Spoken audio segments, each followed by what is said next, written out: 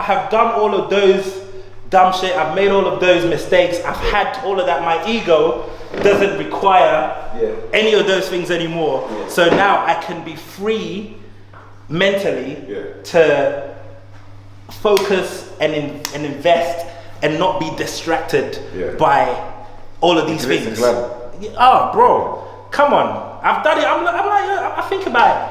Like the Pateks and the Rolex. Yo, what am I doing spending 40 bags, 70 bags on a watch? I'm not selling them. but I'm like, yo, I think about it now. And I'm like, yo, when I'm looking at the returns that I'm making on my investments, I'm like, how much further would another extra 40K, another extra 70K have done to my investments? I'm bringing 5x, 10x on these returns. Well, like, look at the opportunity. Random here, when does it stop? When does what stop? The want for more. So, the want for more money or the want for nicer things?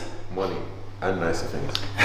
So, for me, I have reached the point where I don't need, look, I am a young black boy from South London, right? Who grew up in a, I didn't grow up in a council estate, but my mom worked really hard to rent the 3-bedroom house that we grew up in. It was nice, in the nicer part of Thornton Heath, but she didn't even own the house, right?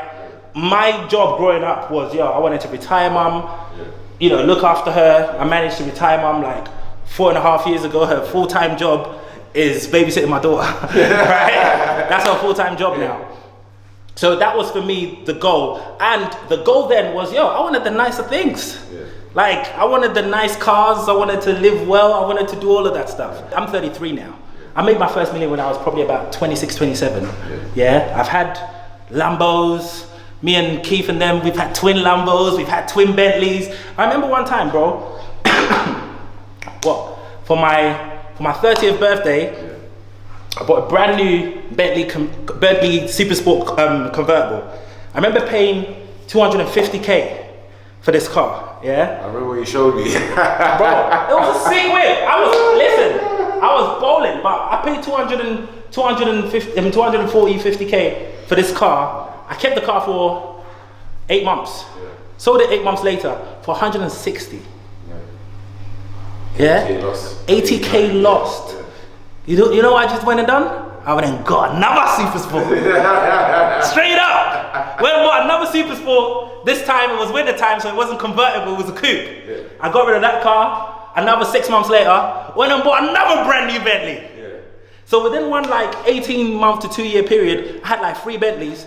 After I got rid of all these cars, my losses were in the 150K. 2018, I'm doing lifestyle in Dubai, popping bottles, doing it. I spent over 100 grand in clubs. And you know what? When I was doing it, my mindset was, YOLO, you only live once. I've made my money. I'm gonna make it. I'm gonna live so that you never know when you're gonna die. So I'm gonna live like I'm dying tomorrow. The truth is, I'm not dying tomorrow. And fast forward all these years forward, that's over $250,000, and that's just on that I've just mentioned, that I could have put into other investments. And look, as I've gone along, I have been pretty smart investing back in my business, investing in property, investing in a bit of crypto, where I can. But now that I'm a little bit wiser, now that my ego doesn't need to be stroked like that anymore, I look back on all of that and I'm like, what is the opportunity cost to me now? Because the opportunity cost to me, knowing what I know now, is not 250K, it's in the M's. Because if I had invested this 250K back then, following the same portfolio, not doing anything different, but following the current portfolio that I would have over 1.5 M's. So the opportunity cost is not 250K that I could afford. It's 1.5 M. I can't afford that. I can't afford to lose 1.5 M over doing dumb shit. So I'm at the stage where, I don't care what car you see me in. I don't care what watches I'm wearing. I still have those nice things, don't get me wrong. But I have learned now that, I don't need to do all of those things. The way that I prove to myself, first of all, I've got nothing to prove to anybody but myself, right? The way that I prove these things to myself is not acquiring more liabilities. It is putting more investments. Yo, I'm 33 now. It's hit me. 7 years, I'm gonna be 40. 17 years time, I'm gonna be 50. Past the age of 45, bro. I don't wanna have to work for another day. You grew up wanting to run businesses and all of that. I'm at a stage where I don't even wanna run another business. Yeah. I don't wanna, like over the last 3 years, I've been structuring my businesses such that I don't have to work in them. Yeah. Over the next 3 years, I'm structuring my businesses such that I don't even have to have them anymore. Yeah. Do you understand? I want my lifestyle and I want my income to be strictly from my investments, which I am sitting on a yacht in some sunny country making computer money. Yeah. But we are in our prime though, shit. We're in our 30s. Yeah. What they say, life begins at 40. Yeah. So technically we haven't even been born yet. This is what I like to say to the people message me, yo. A lot of time people message me on Instagram. I'm 19, I'm 20, I'm depressed, I haven't got a job, I haven't got a career. 19, what are you doing stressing yourself out? Even if you're 30, yo, if you look at a lot of these billionaires, yeah, apart from Zuckerberg, remember Warren Buffett is 90 years old, you know. They're in their 40s and 50s. Stop putting unnecessary pressure on yourself. Life is a marathon. Life is a marathon, it's not a sprint.